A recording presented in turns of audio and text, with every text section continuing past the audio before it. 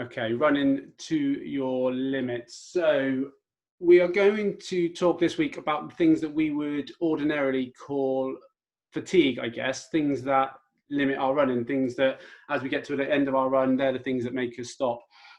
We're going to talk about a few things, some physiological and some psychological factors. One pretty well known, two less well known, I would say.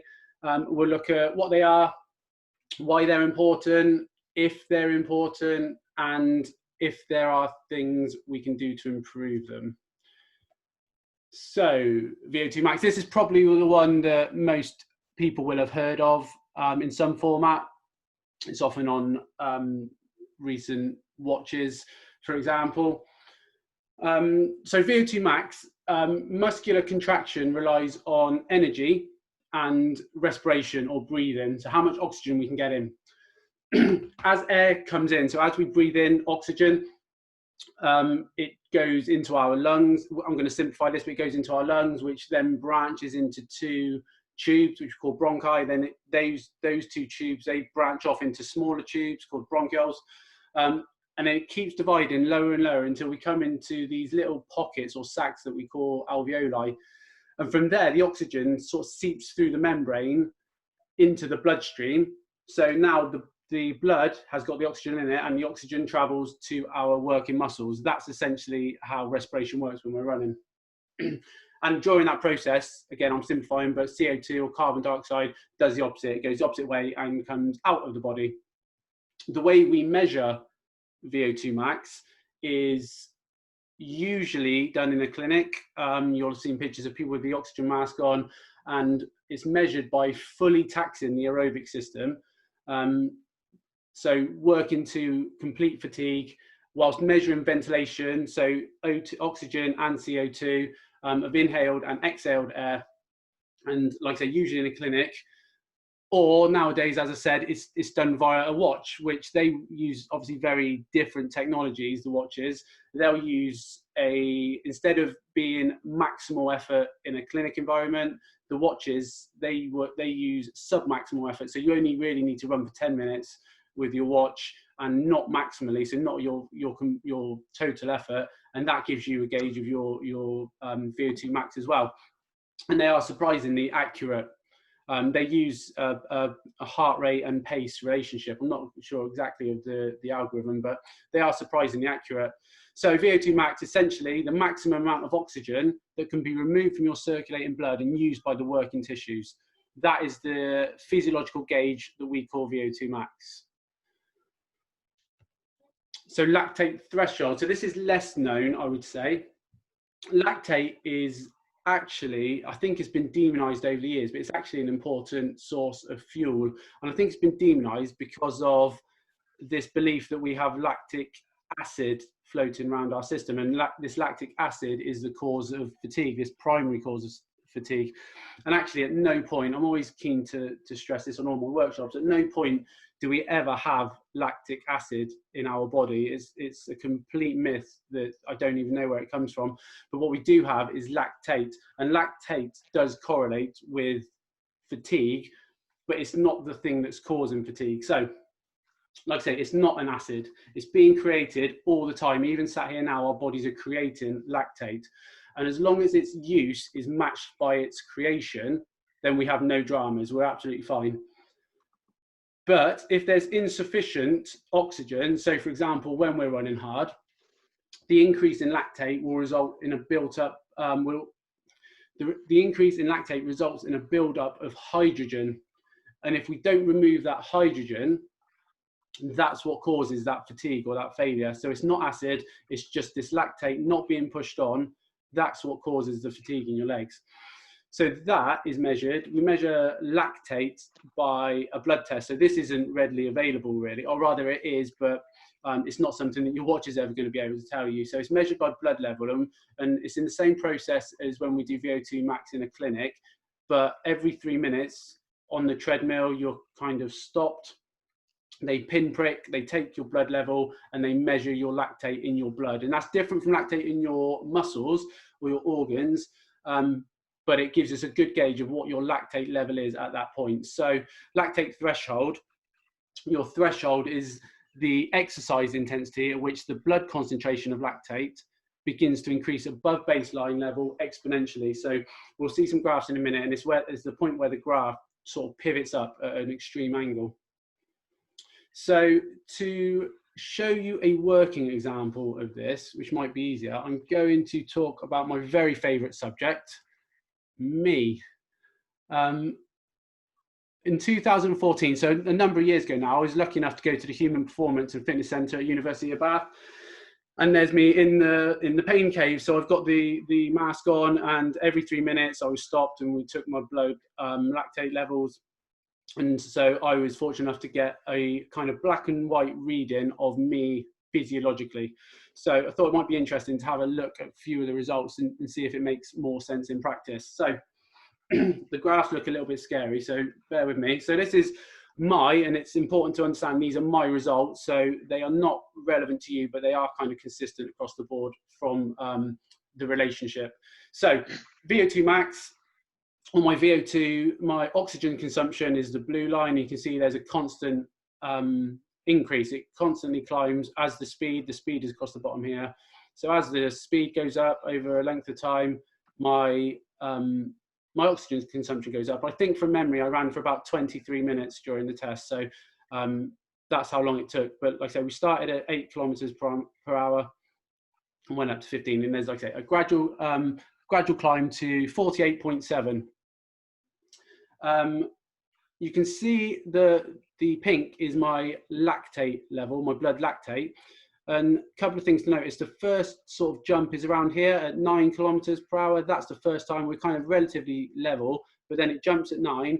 But the first acute jump is at 11 kilometers per hour. And that second jump is what we call my individual anaerobic threshold velocity, which is quite wordy, but IAT for short. Right, okay, so this is my heart rate response.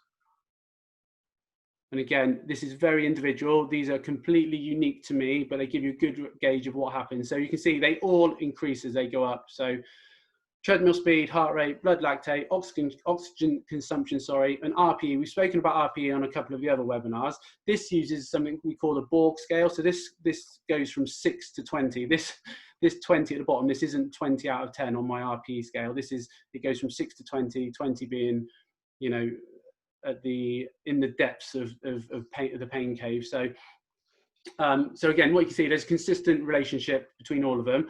And what this graph shows us is my VO2 max, my maximum amount of oxygen I could consume and use was 48.7, which I think, having spoken to lots of people who have their VO2 max on their watches, for example, it actually sounds quite low.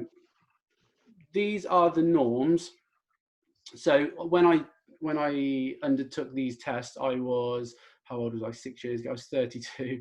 How was your maths? So I was just at he was very kindly rounded it up to 49 for me. So I was just at the lower end of good for my oxygen uptake. And I realized that actually no one's listening to me right now, that you're all trying to find yourself on these graphs and figure out how your VO2 max is. But yeah, so I was at the lower end of good when I undertook these tests. I think, having spoken to a lot of people who use the watch ones, I think a lot of people would be in the excellent category. I don't know if that's right or not. So moving on. So my heart rate, blood lactate concentration versus treadmill speed.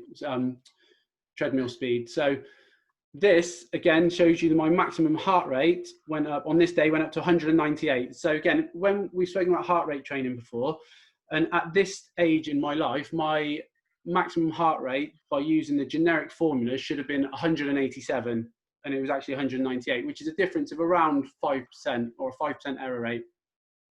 My lactate threshold was 15.1. That was as high as it went. And that is surprisingly high. Most people's lactate doesn't get that high. And we put that down to me, a couple of things. I've got a history of football. I was a footballer. So my anaerobic system is incredibly overdeveloped. My aerobic system, particularly then, wasn't great. And ultimately, I think it was worded in my report that I was just an incredibly stubborn runner, and I had the ability to run through the pain, as it were.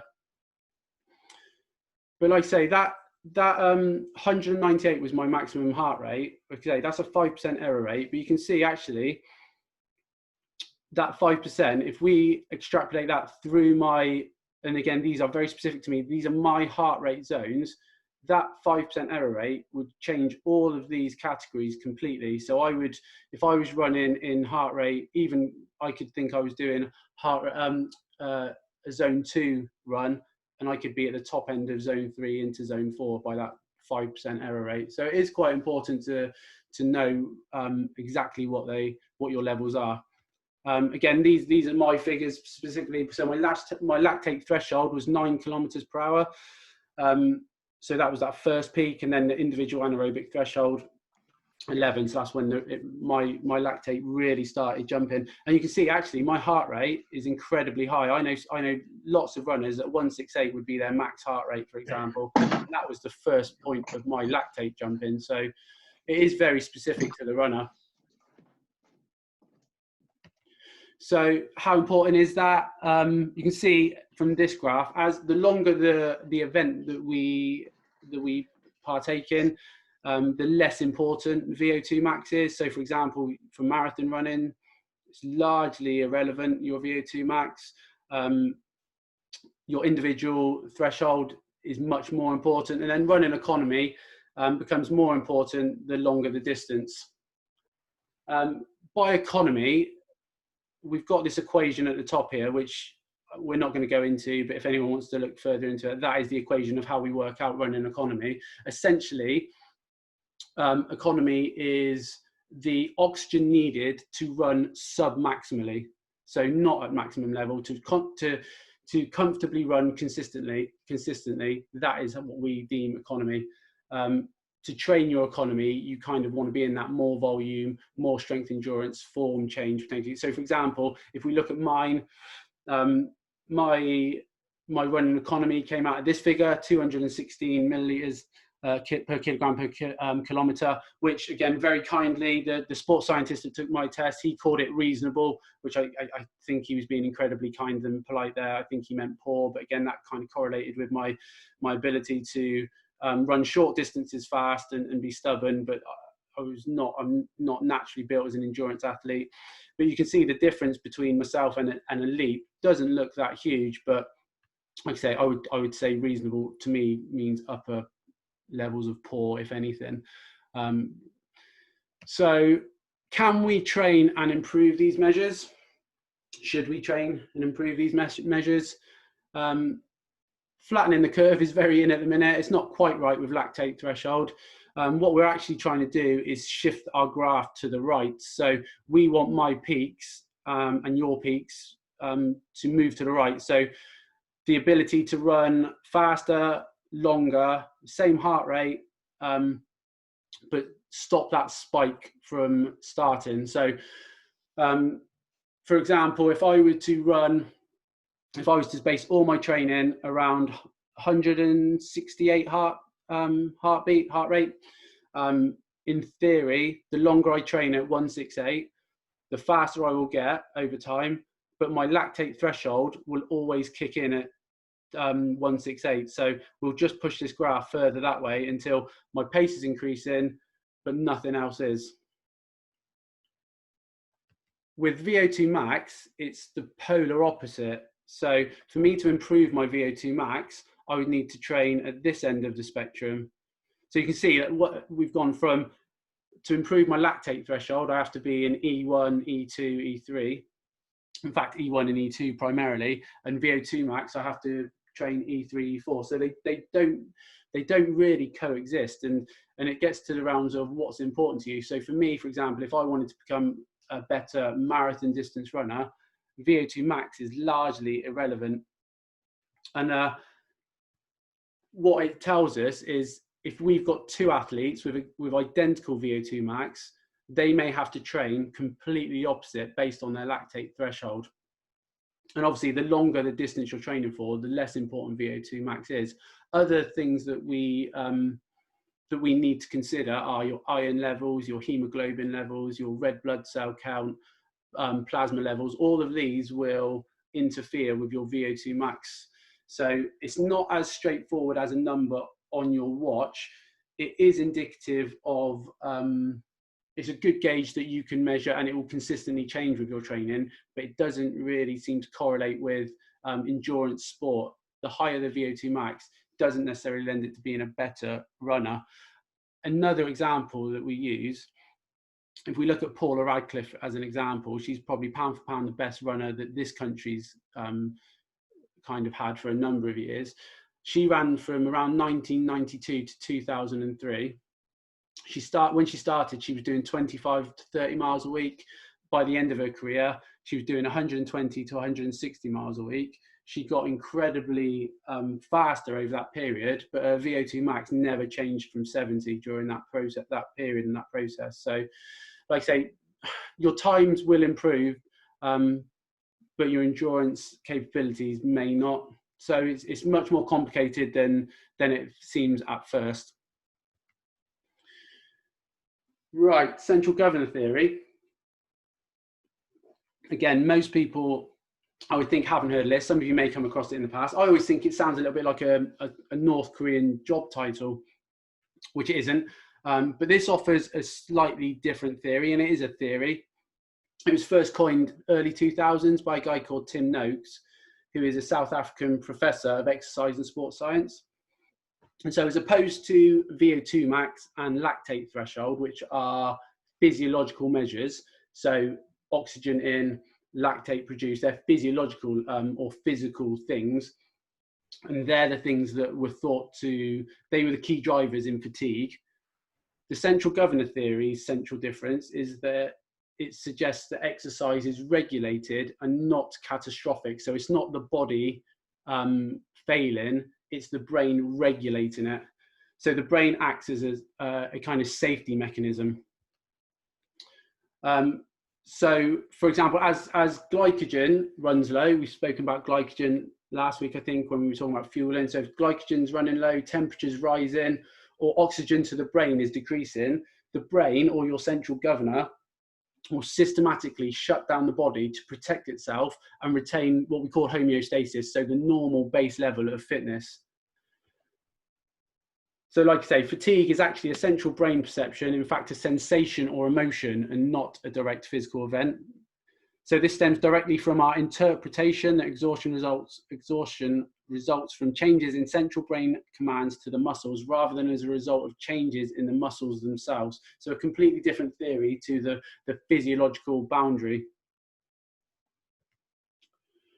These findings are best explained by the action of a central brain neural control that regulates performance in the marathon in anticipation. So it works in anticipation. It's got, our brains have this kind of what we consider a memory prediction pattern, and it's anticipating catastrophe.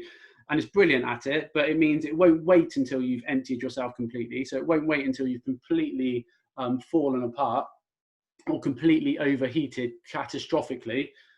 It will anticipate that change and slow you down. So for example, even if you're going to do a 5K run on an incredibly hot day, your pace will suffer early on, not because you've lost fitness in that short time, but because your brain is regulating the homeostasis and not allowing you to overheat. We know this as runners because most of us will have at some point been on our backside in an event, absolutely finished, but you see the finish line and suddenly you've got enough in you for a sprint finish. Or we'd have done hill sprints or interval sessions and the last one is the fastest one, which shouldn't be the case if they were physiological barriers. Or even if you're doing a park run on Saturday morning and you've got someone 5 meters in front of you, you know you're going to run harder in that time than you are if you're on your own. Again, they're not physiological barriers. That's your brain, your central governor, dictating how much muscle recruitment it's going to allow without causing catastrophe. Your brain is basically it's regulating exercise to stop what we call myocardial ischemia. So your brain is a kind of little director where we're sending this guy's sending blood flow to the appropriate areas. So it will happily send blood flow to the exercising muscles until it determines any danger, where he turns into our little, almost like our little doctor, and he puts the brakes on and then starts redirecting the blood flow to the important areas. So can we train this? Should we train this? Can we quieten down our central governor? Our brains are constantly on a feedback loop, so they're always looking for feedback from when we're running. And then we have internal factors. So again, we've just been through oxygen levels and carbon dioxide levels, lactate levels. These are all going into the brain for feedback, but also muscle damage, temperature we've just touched upon, and fuel stores. So that is an internal loop where your brain's looking for feedback and monitoring how much it can manage. We also have external factors, so pace, splits, competitors, sounds crazy, but it's true, and visual and auditory feedback. So can we train our brain? There's lots to think about here, and I'm not going to get into the realms of sports psychology. I work with a brilliant sports psychologist, if anyone is interested. Internal factors are harder to switch off, I would say. So, and I would argue we probably don't want to ignore the internal factors as much as we do the external. I've spoken before about, I'm a big fan of running by rate of perceived exertion, so RPE, rather than the kind of what can become a little dictator on your wrist. So you're by looking at splits all the time, we are focusing on that rather than that internal feedback, and that can have positive effects. We know that if coaches lie to their athletes, they can run faster. It can work the other way. If there's research in this, if coaches have lied to their athletes, they go out really fast and blow up really early. So we need to I think we need to almost kind of become less reliant on the technology and learn to listen to that internal feedback. It's called disassociative thinking, which is interesting if anyone wants to read up on that. But again, we should look to sort of take ownership of our central governor. So almost like training self-talk.